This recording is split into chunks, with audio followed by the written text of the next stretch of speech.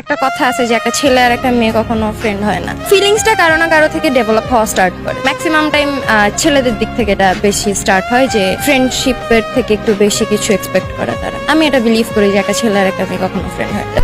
কি হতে চাই সেটা যতক্ষণ পর্যন্ত না হচ্ছি ততক্ষণ পর্যন্ত বলে বেড়ানোর কোনো মানে নেই। কারণ হচ্ছে গিয়ে যদি সেটাতে সফল না হই তখন মানুষ বলবে যে তার তো এটা ইচ্ছে ছিল বা সে এটা হতে চাইছে কিন্তু হতে পারে না। মানুষ হিসেবে ভালো হইতে হবে। মেয়েরা আজকাল যেটা এক্সপেক্ট করে লয়ালিটি, পজিটিভনেস, কেয়ারিং, ভাগ্যে যেমন থাকবে তেমন অ্যাকসেপ্ট করে নিতে হবে। যোগ্যতা বলতে কি কোয়ালিফিকেশন, ইনকাম, এটা কেমন হতে হবে একজন হাজবেন্ড হিসেবে? আপনি কি প্রত্যাশা করেন?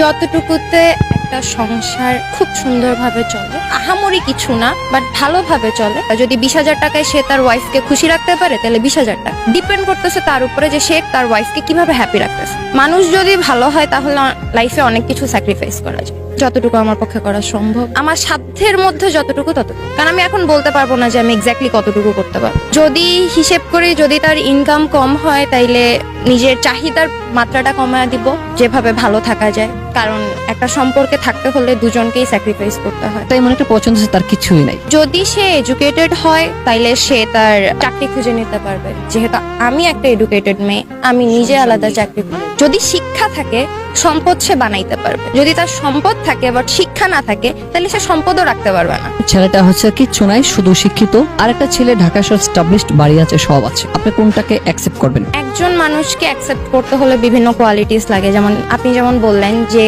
শিক্ষিত, কিছু নেই কিন্তু সে মানুষ হিসেবে ভালো। ওই যে বললাম মেয়েরা যা যা চায় সে সেই রকম লয়াল পারসন, দায়িত্বশীল, তাহলে আমি তাকেই চুজ করব।